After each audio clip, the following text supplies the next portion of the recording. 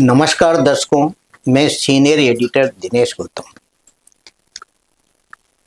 हम हर हफ्ते एक नए मेहमान से आपको रूबरू कराते हैं स्पेशल गेस्ट कार्यक्रम में। आज इसी श्रृंखला में हमारे साथ ऐसी शख्सियत है जो शिक्षा के प्रति समर्पित रही है। राजस्थान तकनीकी विश्वविद्यालय के कुलगुरु प्रोफेसर निमित चौधरी साहब ने जब से पद संभाला, निरंतर विश्वविद्यालय प्रगति की ओर बढ़ता गया। आज हमारे बुलावे पर ये हमारे स्टूडियो पधारे। इनसे तकनीकी विश्वविद्यालय की प्रगति और नई शिक्षा नीति के बारे में भी हम जानेंगे। आइए बात करते हैं प्रोफेसर चौधरी जी से। चौधरी साहब, आपका हमारे स्टूडियो में बहुत बहुत स्वागत है। धन्यवाद दिनेश जी, मुझे बुलाने के लिए और ये मौका देने के लिए। जी चौधरी साहब, सबसे पहले तो आप हमारे दर्शकों को अपने बारे में बताएंगे तो सम्मानित दर्शकों को अच्छा लगेगा। मैं वर्तमान में राजस्थान टेक्निकल यूनिवर्सिटी में आने से पहले और अभी भी हिंदुस्तान की एक अग्रणी विश्वविद्यालय है जामिया मिलिया इस्लामिया, केंद्रीय विश्वविद्यालय है जी, उसमें प्रोफेसर हूँ और 3 साल के लिए मेरी नियुक्ति यहाँ कुलगुरु के रूप में हुई है। तो 3 साल अपनी सेवाएं राजस्थान तकनीकी विश्वविद्यालय को दूंगा और ये मेरे लिए सम्मान की भी बात है और मौका है उस ऋण को चुकाने का, क्योंकि मैं राजस्थान का मूल निवासी हूँ। जोधपुर में पैदा हुआ, राजस्थान भर में पढ़ा और इंजीनियरिंग मैंने जोधपुर के एमबीएम इंजीनियरिंग कॉलेज से की। उसके बाद एमबीए मैंने जोधपुर विश्वविद्यालय से किया, तब वो जयनारायण विश्वविद्यालय हो गया था। और उसके इमीडिएटली बाद मैं अजमेर महर्षि दयानंद सरस्वती विश्वविद्यालय में असिस्टेंट प्रोफेसर पे नियुक्त हुआ और वहाँ करीब 13 साल काम किया और वहीं से मैंने पीएचडी करी मैनेजमेंट में। तो मैं मैनेजमेंट का प्रोफेसर हूँ। वहाँ से मैं चला गया मोटे मोटे तौर पे भारत सरकार का मंत्रालय जो है पर्यटन मंत्रालय जी, उनका संस्थान है जिसका हेडक्वार्टर ग्वालियर में है, उसे Indian institute of tourism and travel management कहते हैं। तो करीब 10.5 साल मैं उनके साथ प्रोफेसर रहा और फिर मैं जामिया में आ गया। तो 8 साल से जामिया में प्रोफेसर हूँ और अब आपकी सेवा के लिए उपस्थित हूँ यहाँ। कैसा लग रहा है सर कोटा आकर आपको?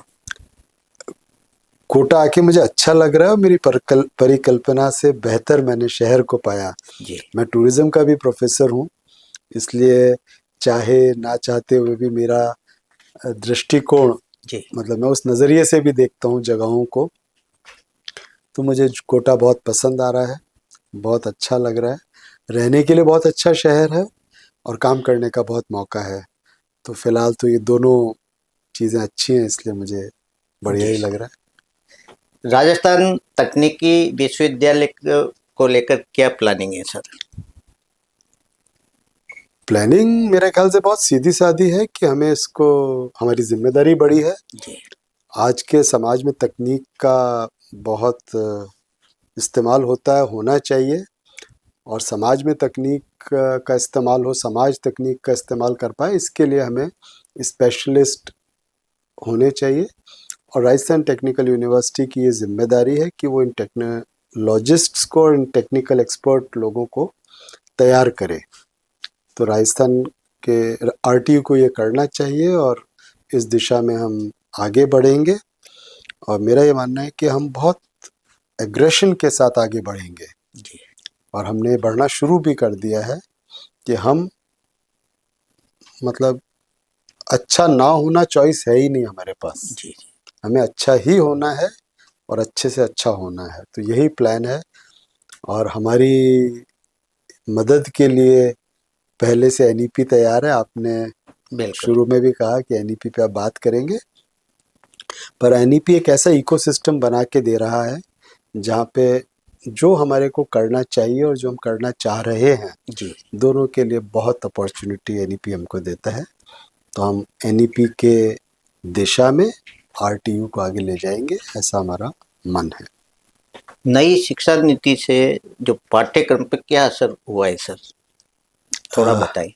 ये बात मुझसे बहुत बार पूछी जाती है और चांस ये कि आज सुबह भी इस पे चर्चा हो रही थी। जी जी। तो मोटी मोटी एक बात जो हमें समझनी चाहिए और जहाँ पे बहुत सारे लोग गफलत कर रहे हैं, हम्म, वो ये है कि अब तक जो शिक्षा थी, जिससे मैं पढ़ा, आप पढ़े, वो एक तरह से पुश सिस्टम थी, जहाँ पे यूनिवर्सिटी, कॉलेज, स्कूल निर्धारित करते थे कि डिग्री की शक्ल सूरत क्या होगी। बिल्कुल अगर आपको बीए करना है या बीकॉम करना है तो आपको क्या क्या पढ़ना पड़ेगा। उसमें से कुछ चीज़ें आपके पसंद की होती थी, कुछ चीज़ें आपके पसंद की नहीं होती थी। पर एक रिजिड कार्यक्रम के 3 साल के 4 साल के कार्यक्रम के अंतर्गत आपको वो सारी चीज़ों में पास होना पड़ता था, और नहीं आप पास होते थे तो आपको सिस्टम में, जैसे हम कहते हैं, फेल हो जाते थे आप। बिल्कुल। एनईपी ने ये व्यवस्था बिल्कुल बदल दी है। एनईपी का एक मंत्र जो है, या एक जो मूल भावना है, वो है कस्टमर सेंट्रिक या स्टूडेंट सेंट्रिक होना। जी तो जब हम स्टूडेंट सेंट्रिसिटी की बात करते हैं तो बहुत सारे लोग सोचते हैं कि हम बच्चों का ध्यान रखेंगे। ध्यान तो हम रखेंगे, ये रखना ही चाहिए, जी। पर स्टूडेंट सेंट्रिक होने का मतलब है कि निर्णय लेने की जो कुव्वत है या जो मौका है, वो स्टूडेंट के पास होना चाहिए। मेरे कहने का तात्पर्य यह है कि एनईपी की परिकल्पना यह है कि स्टूडेंट अब डिसाइड करेगा कि उसे क्या पढ़ना है, कैसे पढ़ना है, कब पढ़ना है, कहाँ से पढ़ना है। जी और जो भी एफर्ट वो करेगा, उसको क्रेडिट के फॉर्म में ट्रांसलेट करके या ट्रांसफ़र करके हम उसके एकेडमिक बैंक ऑफ क्रेडिट में जमा कर देंगे। जी कुल मिला के बात है कि पहले हमारा सिस्टम पुश का था, हम धक्का मारते थे जी। कि तुम्हें ये पढ़ना है। अब सिस्टम में आमूल चूल परिवर्तन है। वो परिवर्तन ये है कि अब पढ़ने वाला पुल करेगा कि मुझे क्या पढ़ना है। तो वो आर्ट्स पढ़ना शुरू करे और कॉमर्स की दिशा में बढ़ना चाहे तो ये अब आज की तारीख में संभव है। जी तो एनईपी में ये व्यवस्था है, क्योंकि देखिए, बच्चा या एक छात्र फर्स्ट ईयर में एडमिशन लेता है, उसकी डिग्री 4 साल बाद पूरी होती है। बिल्कुल।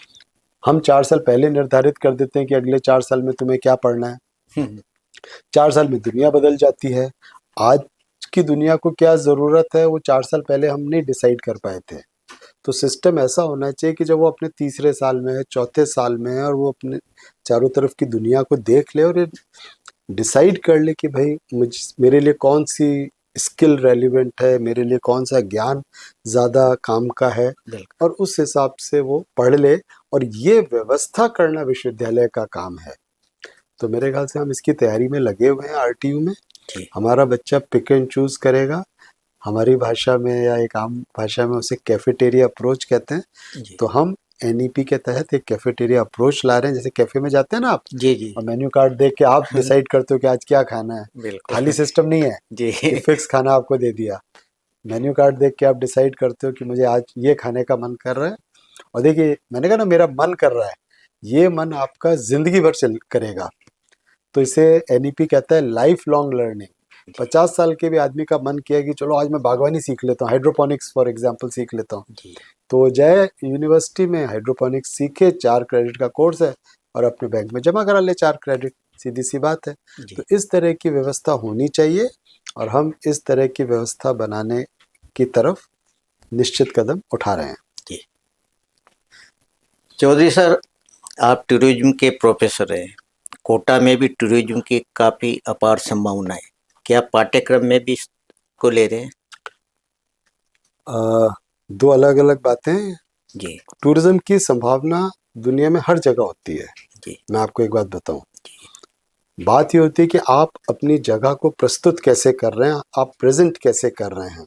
जी फॉर्चुनेटली जब मैं कोटा को देखता हूँ तो बहुत सारी चीज़ें ऐसी हैं कोटा में जो टूरिज्म के लिए सुगम है। मतलब प्रेजेंट भी आप करिए और फिर उसके बाद टूरिस्ट आएगा, तो सुगमता से होनी चाहिए। जी सिलेबस की जहाँ तक बात आ रही है, तो कोटा को देख के सिलेबस नहीं बनेगा। सिलेबस तो टूरिज्म को देख के बनेगा कि टूरिज्म में। जी जी। और उसमें एक चर्चा जो पिछले कई वर्षों से हो रही है, वो ये है कि टूरिज्म के क्रिएशन में और टूरिज्म के कंजम्पशन में, दोनों में टेक्नोलॉजी का बहुत इस्तेमाल हो रहा है।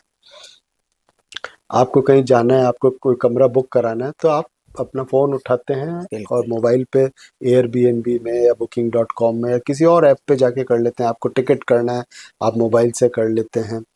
एक और तरीका है इसको देखने का, वो ये कि आज आप टूरिज्म की जितनी बड़ी कंपनियां हैं दुनिया में और हिंदुस्तान में, वो सब टेक्नोलॉजी ड्रिवन कंपनियां हैं। चाहे वो मेक माई ट्रिप हो, चाहे एयरबीएनबी हो, यात्रा.com हो, एक्सिगो हो, ज़्यादातर बड़ी कंपनियां जो हैं वो आप दुनिया भर की डेस्टिनेशंस को देख लीजिए, वो अपना प्रमोशन, वो अपने पोटेंशियल कस्टमर, पोटेंशियल टूरिस्ट तक टेक्नोलॉजी के माध्यम से जा रहे हैं। तो जो एक इम्पॉर्टेंट चीज़ है वो ये है कि टूरिज्म वाले को टेक्नोलॉजी समझ में आनी चाहिए, ये बहुत ज़रूरी है। और अभी जो वर्तमान में हिंदुस्तान में करिकुलम है टूरिज्म का, उसमें टेक्नोलॉजी का समावेश नहीं है।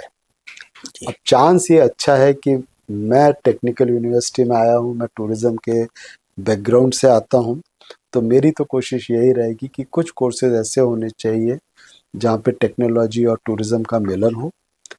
टेक्नोलॉजी वाले बच्चे भी तो किसी न किसी फील्ड में जाके टेक्नोलॉजी का इस्तेमाल करेंगे, जी तो उनके लिए हम एक ऑप्शन डेफिनेटली टूरिज्म खड़ा करने की कोशिश कर रहे हैं कि वो टूरिज्म समझें। जितनी बड़ी कंपनियां आप देख लीजिए आज टूरिज्म में, वो सब टेक्नोलॉजी ड्रिवन है। तो एक नैसर्गिक मतलब इनका मिलन होना चाहिए। बिल्कुल। और अनफॉर्चुनेट पार्ट है कि हिंदुस्तान में कोई यूनिवर्सिटी टूरिज्म टेक्नोलॉजी पे कोर्सेज नहीं चला रही।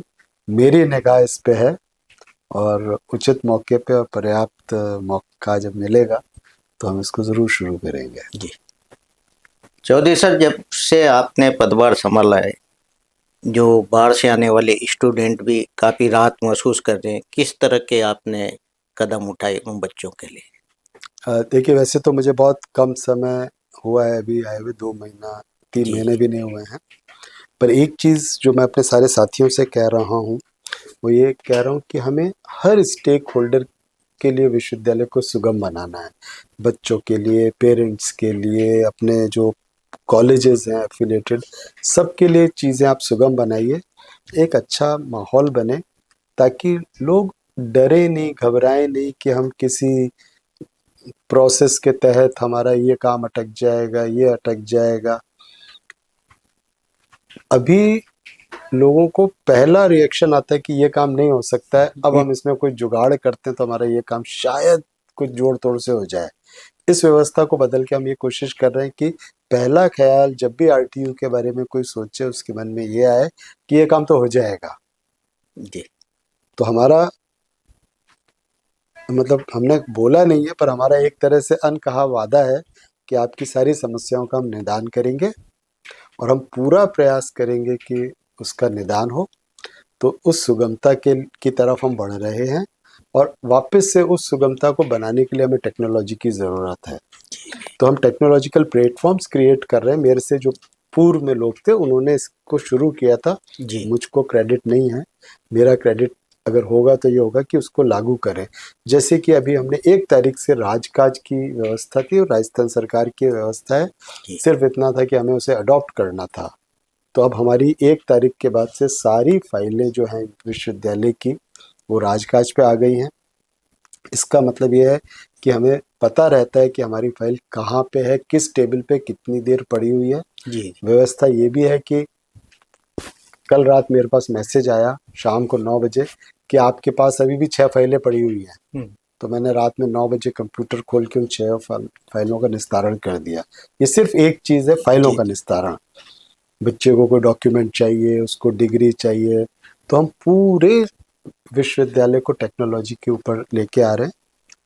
वापस से ये राज्यपाल महोदय का जो ऑफिस है, उसने कई साल पहले, 2 साल पहले ऐसी व्यवस्था बनाई थी। तो धीरे धीरे और विश्वविद्यालय भी अडॉप्ट कर रहे हैं, पर फिलहाल अडॉप्ट करने वाले 2 ही विश्वविद्यालय हैं राजस्थान में।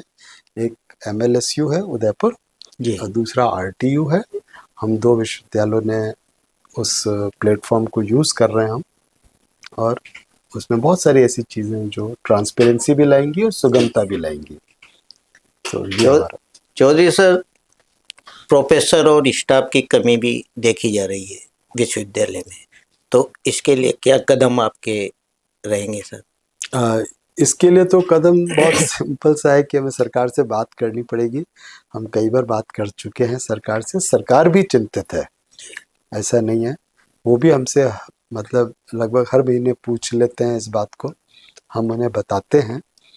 तो मेरे ख्याल से ये समस्या तो है और पूरे राजस्थान के कोई आरटीयू की नहीं है, और मेरा ऐसा फीलिंग है कि गवर्नमेंट सीरियस है इस मामले में और जल्दी इसका कोई हल निकलेगा। जी सर, प्लेसमेंट को लेकर भी क्या प्रक्रिया आपके यहाँ है? प्लेसमेंट को लेके हमें सीरियस होना चाहिए, हम सीरियस हैं, पहले से ठीक ठीक प्रयास हो रहे थे। जी अभी हमने उस ऑफिस को और एक लेवल ऊपर कर दिया है। हमने उनको जो ऑफिसर था उसको एक पूरा सेल का चेयरमैन बना दिया है।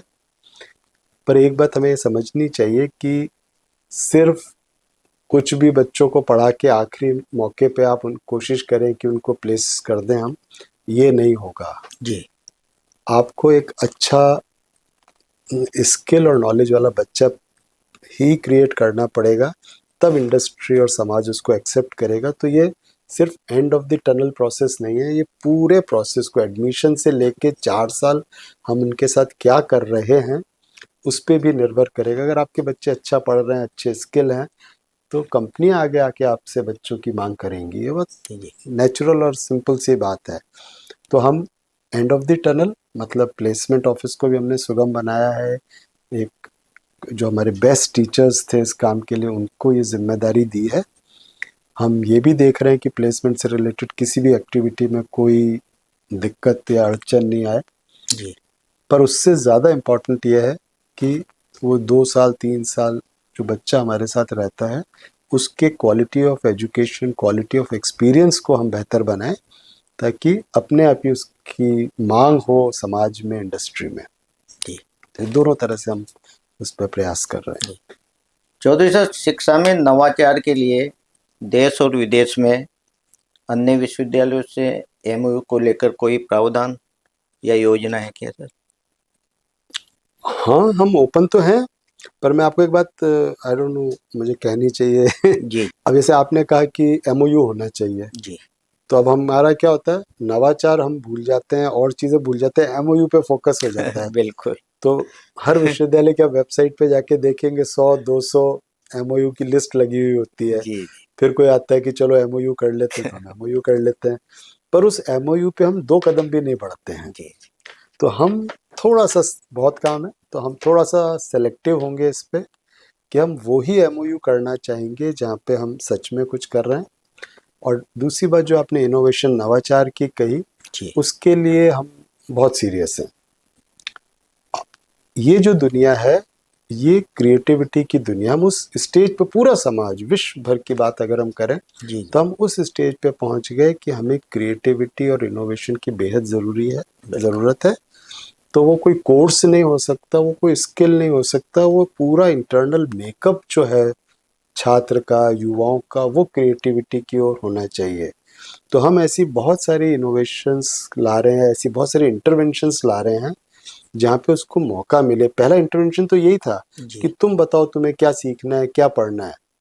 पहले आप उसको बांध देते थे कि भाई ये सिलेबस है, पहले साल में ये 10 पेपर पढ़ने हैं, दूसरे में ये, तो उसको तो दिमाग लगाने की जरूरत ही नहीं है, वो तो मिल की तरह काम चलता है। जैसे वो आप बांध देते हो ना हम्म, पशुओं के, अपन लगा देते कि बस सीधे ही चलना है तुम्हें, वो कर देते थे। हमने कहा नहीं नहीं भाई, दुनिया देखो और तुम डिसाइड करो कि तुम अपने जीवन को किस दिशा में ले जाना चाहते हो, उसके लिए अपने हिसाब से चूज करो तुम्हें क्या पढ़ना है।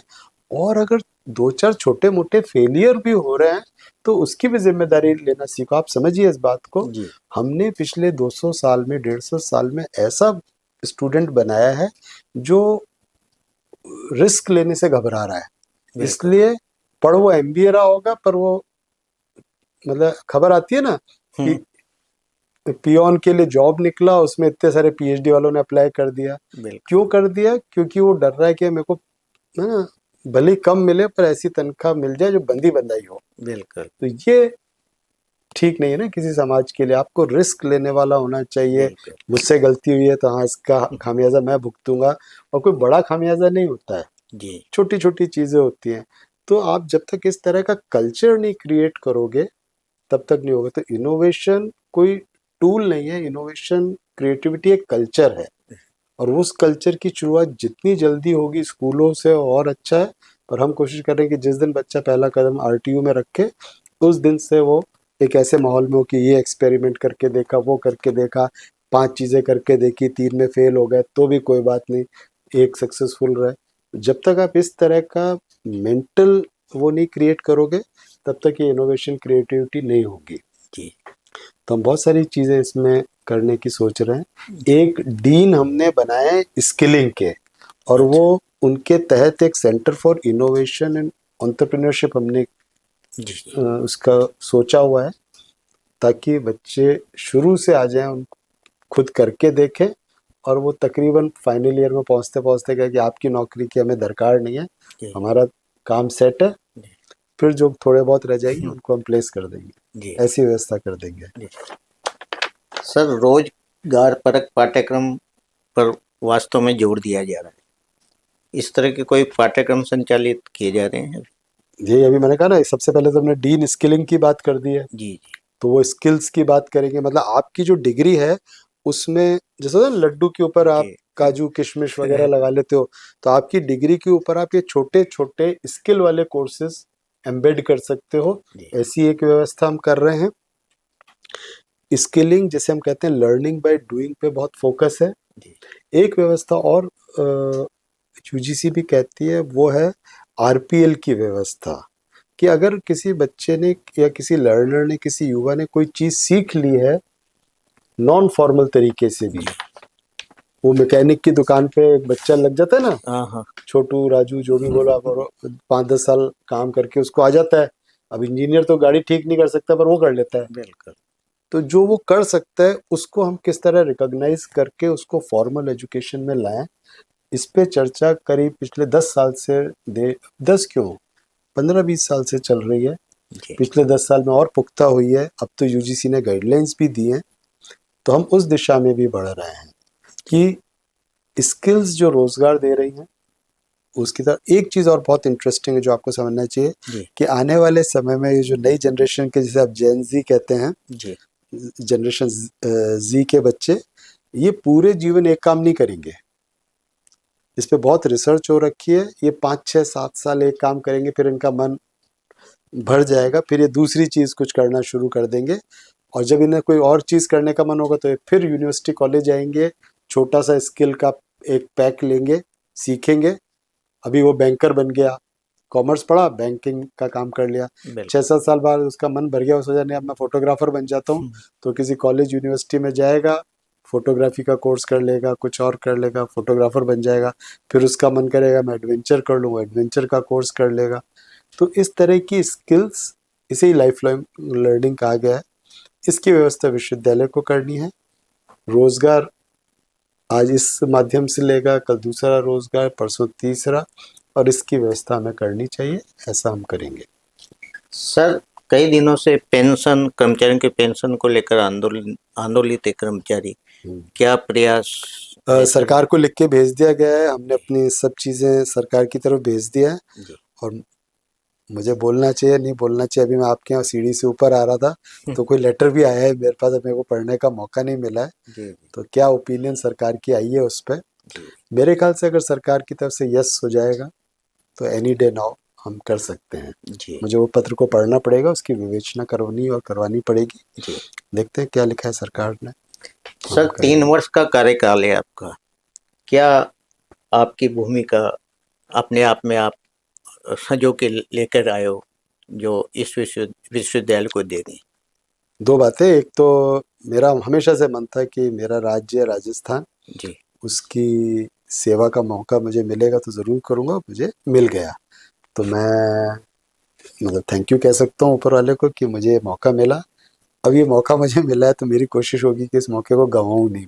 जी मैं जहाँ से आया हूँ सेंट्रल यूनिवर्सिटी से, वहाँ कुलपति कुलगुरु का कार्यकाल 5 साल का होता है, तो यहाँ जी 3 साल का है, तो यानी समय कम है और मन में मेरे ज़्यादा काम करने की है। तो मैं कोशिश कर रहा हूँ कि ड्योड़ा काम तो कम से कम कर ही दूँ, जी 4.5 साल का काम 3 साल में कर दूँ। बहुत तो सुंदर। ये कोशिश है, और ऊपर वाले ने कुछ सोच के यहाँ तक पहुंचाया है भगवान ने, तो शायद कुछ कर भी पाए। जी। ये थे हमारे साथ राजस्थान तकनीकी विश्वविद्यालय के कुलगुरु प्रोफेसर निमित चौधरी जी। चौधरी साहब राजस्थान से हैं और 3 साल के लिए यानी अपने राज्य के निवासी होने के बावजूद राजस्थान तकनीकी विश्वविद्यालय में पदस्थापित हुए हैं। इनकी मंशा है कि मैं इस विश्वविद्यालय को और आगे लेके जाऊं और रोजगार परक शिक्षा से बालकों को जोड़ूं, और ये लगातार प्रयास कर रहे हैं। आज ये हमारे बुलावे पर पधारे। नमस्कार। नमस्कार। 3 साल में 4 साल का काम करना है मुझे, जी आप याद दिलाते रहिएगा। जी। Thank you.